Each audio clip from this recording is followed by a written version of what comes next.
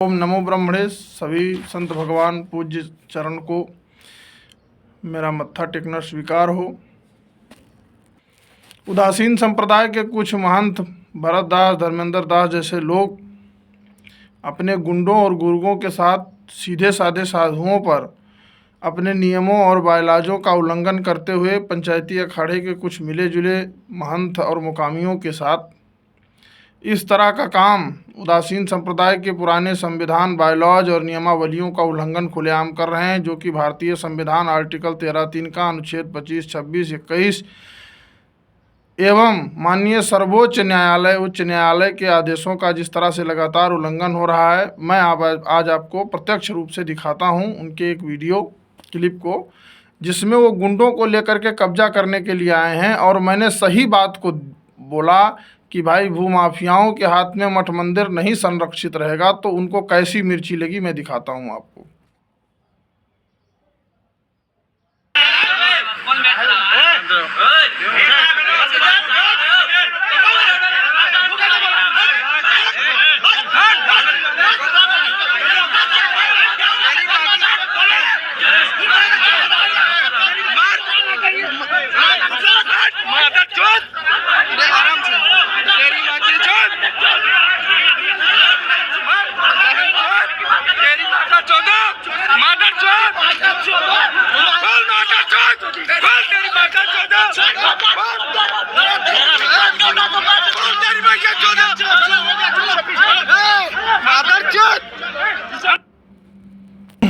ये भरत दास के संस्कारिक शिष्यों और उनके द्वारा पोषित माफियाओं के वक्तव्य आपने सुने और मैं वीडियो प्रत्यक्ष रूप से दिखाया। इनके पास कई ऐसी वैश्याओं भी हैं जिन वैश्याओं से महात्माओं के ऊपर बलात्कार के मुकदमे भी करवाते हैं। और पूर्व में आप लोग जानते हैं हमारे बाबा गुरु रामदेव दास की हत्या कर दी गई, जो कि गद्दी नशीन ऋषि उदासीन आश्रम रानोपाली सन 2002 में वो तकर्रुर सरबराहकारी के माध्यम से उनके गुरु दामोदर दास जी ने उनको रजिस्टर्ड महंत नियुक्त किया था। तो बंधुओं, जो ऋषि उदासीन आश्रम रानोपाली की जो 1897 की डीड है, मैं वो उसको आपको दिखाता हूँ। और उसमें ये लिखा हुआ है कि जो वर्तमान गद्दी नशीन होंगे उनके चेले, अगर वो नहीं, उनका कोई चेला उस ढंग का नहीं है तो उसी परिवार का, उनके 3-4 चेले में से कोई एक चेले को छांट करके उसे बनाना चाहिए। लेकिन यहाँ क्या होता है कि ना दामोदर दास जी के 2 शिष्य वर्तमान उनकी परंपरा अभी जीवित है। एक महंत वासुदेव मुनि जी महाराज जो कि बहराइच में रहते हैं, और दूसरे रामदेव दास जी महाराज जिनको उन्होंने महंत नियुक्त किया था। लेकिन पंचायती अखाड़ा बड़ा उदासीन के कुछ मुखिया महंत और महंत और तपस्वी कल्याण दास जी के गुर्गों के द्वारा एक षड्यंत्र पूर्वक, जिसमें गंगादास जी भी शामिल थे, उन्होंने ही तपस्वी कल्याण दास जी को लाया था। गंगादास जी, दामोदर शरण और कुछ लोगों ने मिल करके सबसे पहले गुरु और शिष्य के बीच में विवाद पैदा किया। तो वासुदेव मुनि और दामोदर दास जी के बीच में झगड़ा लगाया, उनको वहाँ से भगवाया। उसके बाद रामदेव दास की जब महंती आदि सब कुछ हो गई थी, तब इन लोगों का कोई पता नहीं था। उसके बाद ये लोग आए। हमारे गुरुजी क्रमशः बराबर लखनऊ आते जाते रहते थे और ये चौपटिया में रहते थे, गंगादास जी। तो इनसे मुलाकात हुई, इन्होंने अपने गुरुद्वारे में कहा अयोध्या आइए, दर्शन कीजिए, घूमिए थोड़ा। तो ये जब रानोपाली आए, वहाँ का हाव भाव वैभव देखे तो इनके मन में एक बहुत बड़ा लालच पैदा हो गया। और लालच के कारण इन्होंने, जो हमारे बुढ़े बाबा दामोदर दास जी थे, जिनसे अखाड़े के महंत कांपते थे, देश के कोई महंत ऐसे नहीं थे जो उनसे जबान लड़ा सकें, उनसे नज़र से नज़र मिला के बात कर सकें। ऐसे तेजस्वी महात्मा को इन्होंने विश्वास में लेकर के उनके साथ किस तरह विश्वासघात और कुठाराघात किया, और उनकी और उनके शिष्य की जान भी चली गई। ये है वो 1897 की डीड, जिसमें ये लिखा हुआ है कि अंतिम महंत के शिष्य ही वहाँ उस गद्दी पर बैठ सकते हैं, और बंधुआ कला के महंत को ही उनको चुनना चाहिए, और जो उसमें से अच्छे हों। लेकिन तत्कालीन उस समय के बंधुआ कला के महंत पूरी तरह सक्रिय नहीं रहे। और उसी बीच में पंचायती अखाड़ा बड़ा उदासीन के श्री महंत महेश्वर दास की अध्यक्षता में भरत दास को महंत बनाया गया। उससे पहले एक फर्जीवाड़ा करके तपस्वी कल्याण दास जी ने जो है स्वरूप दास जी के शिष्य के नाम से यानी स्वरूप दास जी वेदियों के हैं और उनका वहाँ कुछ नहीं है, और उसके बाद वो जो है उनके शिष्य बन करके वहाँ, और ये लोगों समाज को दिखाते हैं कि हम सादिक चेला बन रहे हैं, लेकिन वो कागज़ में डॉक्यूमेंट में कहीं नहीं लिख रहे हैं, और उसके पश्चात जो है वहाँ के वो महंत बन जाते हैं षड्यंत्र पूर्वक, जबकि बतौर इष्टे था, महंती करने का या कराने का कोई राइट नहीं था। और भरत दास का भी महंती जब हुआ तो इसी प्रकार का था। इसी प्रकरण में अभी देखिए, ये जो है उत्तराखंड हाईकोर्ट का ऑर्डर है। इस उत्तराखंड माननीय उच्च न्यायालय ने सीबीआई जांच की। सीबीआई जांच जो मोहनदास जी का प्रकरण, पंचायती अखाड़ा बड़ा उदासीन के जो कोठारी थे, उनका जो गायब हो जाना, एकाएक अपहरण हो जाना, इस प्रकरण को लेकर के उन्होंने जांच। तो जिस तरह से फर्जीवाड़ा हमारे संप्रदाय में हुआ है और संतों को प्रताड़ित किया गया है, गुरु परंपराओं को आच्छादित किया गया है, यह बड़ी दुर्भाग्यपूर्ण है। एक चीज़ और मैं आपको दिखाना चाहता हूँ, ये देखिए, अद्वैत पंच परमेश्वर पंचायती अखाड़ा बड़ा उदासीन महंत मुखिया महंत अद्वैतानंद जी ने ये एक ऐसे व्यक्ति को प्रमाण पत्र दे रहे हैं जिसके धर्मेंद्र दास के नाम से ये प्रमाण पत्र जारी कर रहे हैं, जबकि धर्मेंद्र दास के जिनको अपने गुरु बताते हैं परमेश्वर दास जी ने, उन्होंने बाकायदे कोर्ट में केस फाइल किया और फैजाबाद न्यायालय ने उनको ये आदेश दिया कि हाँ, ये आपका शिष्य नहीं। उन्होंने कहा था, उस प्रेयर उनकी थी कि हम जो है, ये मेरा शिष्य नहीं है, एक भूमाफिया है, उदासीन संप्रदाय की संपत्तियों पर इसकी नज़र है और ये हमारा नाम का दुरुपयोग कर रहा है, और इसको जो है हमारे चेला में किसी प्रकार का कोई अधिकार भविष्य में ना हो, इसलिए उन्होंने केस किया था, बाकायदे रजिस्टर्ड डीड भी की थी। और उसके बावजूद ये देखो, बंधुआ कला में लोग कब्जा करने के लिए पहुंचे थे, जो मैंने आपको वीडियो दिखाया। और उस वीडियो में इनकी मंशा ये थी कि जिस प्रकार से रानोपाली की बहुमूल्य संपत्तियां, अष्टधात की मूर्तियां आदि विक्रय किया गया है और संतों की हत्या कराई गई है, उसी प्रकार का मैं योगी जी का बहुत बहुत धन्यवाद देता हूं कि जो उन्होंने उत्तर प्रदेश की शासन प्रशासन वो पहले जैसी नहीं है। नहीं तो उस ज़माने में कितने साधुओं को इन लोगों ने बोरी में भर भर के गंगा जी में डाल दिया, फेंक दिया, लुप्त कर दिया। तो साथियों, केस नंबर 4966/2024, ये देखिए, माननीय उच्च न्यायालय ने इलाहाबाद खंडपीठ जो है लखनऊ, उसकी लखनऊ बेंच ने ये ऑर्डर दिया है कि 2 करोड़ कुछ हज़ार रुपए जो है इस खाते में थे, जो ट्रस्ट के खाते में है, और ज़मीन क्रय विक्रय किया गया था। मैं इसको अलग से भी उपलब्ध करा दूंगा, मैं प्रमाण स्वरूप में दिखा रहा हूँ। और ये वो न्यूज़ छपी थी जिसमें पूरा प्रकरण छपा हुआ है, और ये दोनों चीज़ आप देख सकते हैं। तो जिस प्रकार से इन लोगों ने किया था, उस प्रकार से अभी रिसीवर है वहाँ, अस्थायी रिसीवर है, लेकिन हम लोग परमानेंट रिसीवर की प्रार्थना में तो लगे हुए हैं। और जो हम लोगों ने सरकार को बताया, प्रशासन को बताया, उससे योगी जी को भी इस बात को पता चला, इस बार इन्होंने कथा किया, नहीं आए।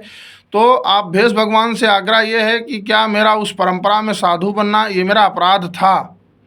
अगर अपराध था तो मैं इसका दोषी हूँ, लेकिन क्या उदासीन संप्रदाय का ज़मीन बेचना, स्थानों पर गुरु प्रणाली को हटा करके दूसरी परंपराओं को स्थापित करना, ये क्या नियमानुकूल है? ये कहीं उदासीन संप्रदाय मानता है? मैं तो 1897 की जो डीड पूज्य पूर्व महंत जो थे नारायण राम जी ने, जिन्होंने ट्रस्ट बनाया था, उसके बजाय जो है महेश्वर दास, अद्वैतानंद और जो है भरत दास, इन लोगों ने कूट रचना करके एक फर्जी डीड बना करके और उसमें ये लिखा कि हम प्रस्ताव करके ज़मीन बेच सकते हैं, जबकि 1897 के डीड में साफ उल्लेख है कि कोई भी महंत या जानसीन ज़मीन को नहीं बेच सकता है, क्रय विक्रय नहीं कर सकता है, और एकदम सादगी से रहेगा और अपने उत्तराधिकारी या शिष्यों को बनाएगा। अगर नहीं बनाता है महंत वहाँ का और उसका शरीर पूरा हो जाता है, तो उसके किसी भी चेलों को जो योग्य हो, जो सब में पसंद किया जाए, उदासीन संप्रदाय संविधान के अनुकूल,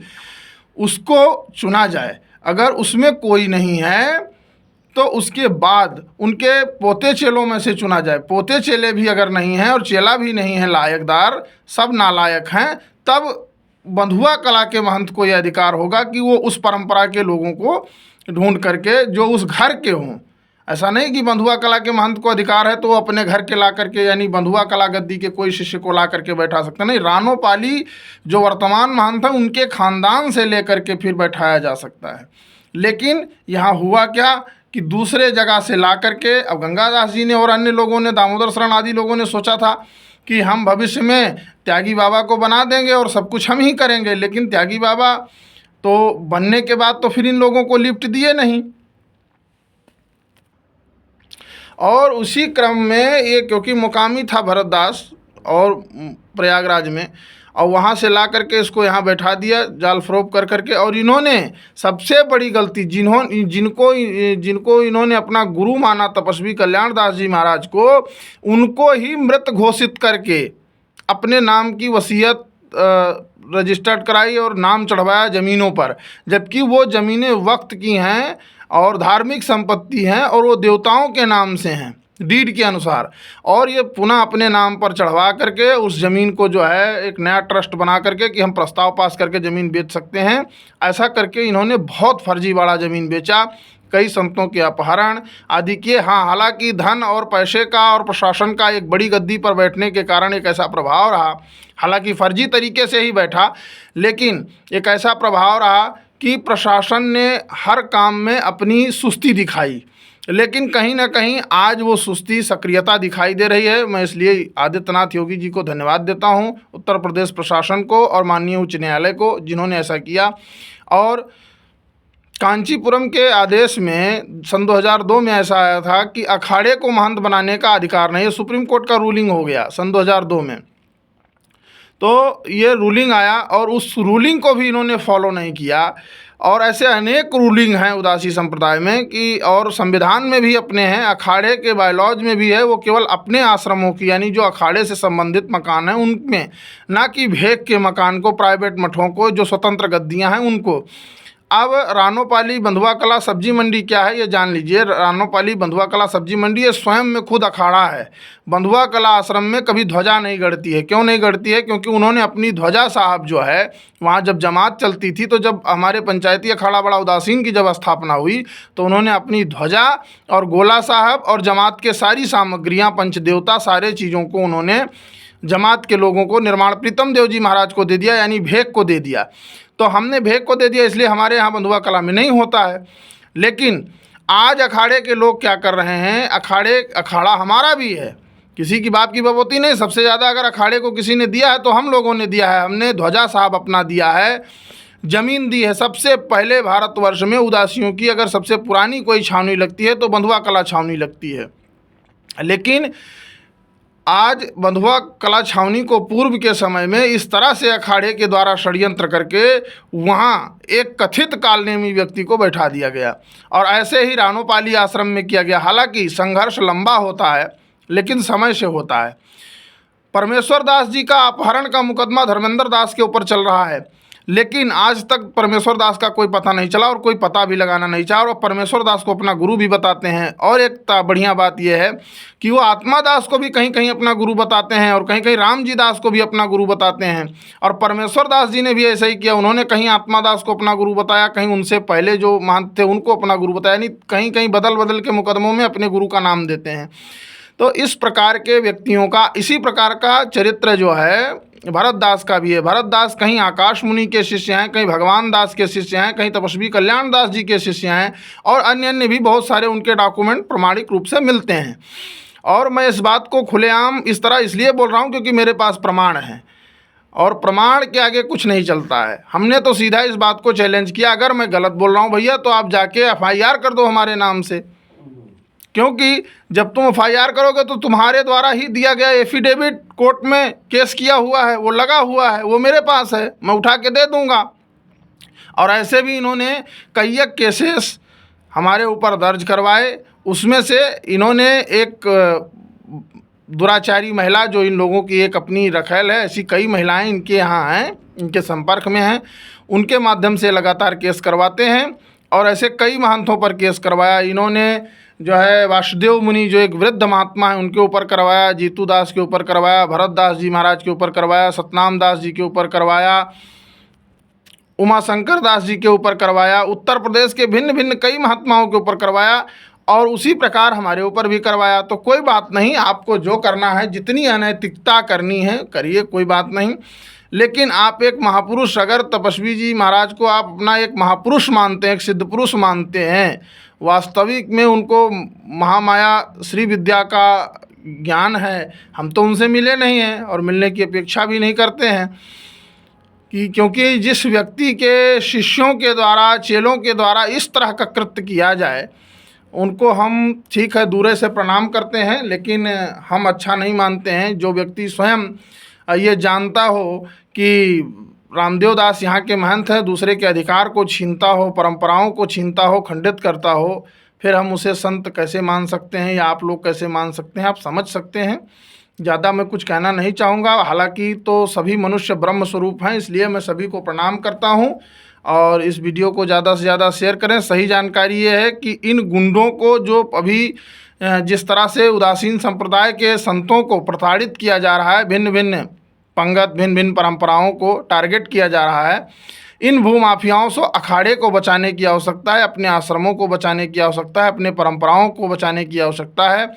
आज कहीं गुरु गोविंद सिंह की आवश्यकता है, कहीं गुरु तेग बहादुर की आवश्यकता है, कहीं शिवाजी महाराज की आवश्यकता है। हम अभी विश्व सनातन मठ मंदिर मुक्ति आंदोलन चला रहे थे, हिंदू स्वराज मठ मंदिर आंदोलन चला रहे थे, लेकिन अब हमको एक और नया प्रकरण शुरू करना पड़ रहा है कि हमें उदासीन संप्रदाय अखाड़ा और संप्रदाय बचाओ आंदोलन शुरू करना पड़ेगा। और आप सब लोग इस आंदोलन से जुड़ें और अपने अपने परंपराओं को बचाएं। नहीं तो अभी मुक्तसर में अमृत मुनि जी के यहाँ भी अखाड़े के लोग गए थे मुकामी कुछ कब्जा करने के लिए, बंधुआ कला में भी मुकामी लोग गए थे इनके भरत दास और धर्मेंद्र दास के साथ 40 गाड़ियों से। बताओ 40 फार्चूनर कहाँ से आई? और जो 40-40 लाख 50-50 लाख की गाड़ियां हैं वो कहाँ से आ रही? भाई मठ मंदिर की ज़मीनों को बेच बेच करके आपके भगत तो है नहीं, इतने बड़े सिद्ध तो हो नहीं कि तुम्हारे पास लाखों भक्त हैं, अमित शाह और नरेंद्र मोदी तुम्हारे चेला हैं कि जो पैसा आ रहा है खटाखट। तो इस प्रकार से जो ज़मीनें बेच बेच करके अय्याशी की जा रही है और बच्चों को गाड़ी दे करके और दे देते हैं, बच्चे शराब के नशे में जा करके एक्सीडेंट कर देते हैं, कोई बच्चा मर जाता है, किसी का हाथ पाँव अंग भंग टूट जाता है। तो ऐसे विद्यार्थियों के साथ जो व्यवहार दिया गया, जो उनको छूट दी गई और बच्चों को जो गुंडागर्दी की तरफ प्रेरित किया जा रहा है, ये बड़ी दुर्भाग्यपूर्ण घटना है। एक संत को ऐसा विचार नहीं करना चाहिए, बल्कि संत को बच्चों को अच्छी शिक्षा देनी चाहिए। और अच्छी शिक्षा देने के साथ साथ जिसमें रानोपाली में जो विद्यालय चल रहा है वो संस्कृत विद्यालय महापुरुषों ने इसीलिए बनवाया था कि संस्कृति का प्रचार प्रसार हो सके, आगे बच्चे पढ़ लिख करके धर्म प्रचार करें। हमारे अभी कालीवाला में, बनारस में, हरिद्वार में ऐसे अनेक उदासीन विद्यालय हैं। तो जिस तरह से महापुरुषों ने संतों को, भक्तों को, ब्राह्मणों को शिक्षा देने का काम किया, अब ये उनको गुंडागर्दी सिखा रहे हैं। अब आप समझ सकते हैं कि कहाँ से कहाँ क्या हो रहा है। इसी में कोठारी रामदास, जो कि जमात का कोठारी था, वो फांसी लगा करके रहस्यमय तरीके से उसकी मृत्यु हो गई। ऐसा बताया गया कि फांसी लगाया है, उसमें केस भी नहीं हुआ, FIR तक भी दर्ज नहीं हुई, न पोस्टमार्टम हुआ, कुछ नहीं हुआ। मैं तो वहीं उपस्थित था। और ऐसे अनेक घटनाएं, रामदेव दास जी की भी हत्या हुई, उन्हीं के शिष्य को फंसा दिया गया, ऐसा अनेक मामला है। तो महापुरुषों, आप सावधान हो जाएं ऐसे लोगों से, और ऐसे लोगों से बहुत सतर्क रहने की आवश्यकता है। अन्यथा हमारी भेष, हमारी परंपरा, हमारी मर्यादा, जिस घर से भाई भौजाई ने इनको नाक पर गिलास मारा और नाक की नसें कट गई या मिट गई, जो भी हुआ, और उसको रानोपाली के पैसे से इन्होंने इलाज कराया, हमको उस बात का दुख नहीं है कि इलाज कराया। लेकिन आज उसी भाई भौजाई की कोरा में बैठ करके, नालंदा जिला के चनौरा गांव में इनका जन्मभूमि है भरत दास का, और वहां बैठ करके आज पुआ पकौड़ी छान रहे हैं और सबको बुला के रानोपाली में खिला रहे हैं और रख रहे हैं। तो दुर्भाग्य ही है। तीती छोड़ अतिथि ध्यावे, ऐसा एक ग्रंथ में उल्लेख है कि जो है, फिर और नहीं कहना चाहते हैं, इसका पूरा व्याख्यान नहीं करना चाहते हैं, कुछ शब्द भी हैं इसमें, इतना ही बता दिया, समझदार लोग समझ जाएंगे। तो फिर क्यों निकला था घर से, ऐसी बात है। तो क्योंकि अब हम इन लोगों की तरह असभ्य नहीं है कि हम असभ्य भाषा का प्रयोग करें, गुंडा लेके साथ में चलें, क्रिमिनलों को लेके साथ चलें, किसी संत को मरवा दें, अपहरण करवा दें। ये बहुत दुर्भाग्यपूर्ण विषय है। तो सभी को सावधान है। और राज्य सरकार और केंद्र सरकार से मेरी आग्रह है कि जो मूर्ति गायब हुई हैं और जो ज़मीनें बिकी हैं, इस पर उच्च स्तरीय CBI जांच हो, और जिन संतों की हत्याएं, अपहरण और गायब हुए हैं उस पर भी CBI जांच हो, ताकि दूध का दूध, पानी का पानी हो सके। जय श्री राम। ओम नमो ब्रह्मणे, मत्था टेकना स्वीकार हो।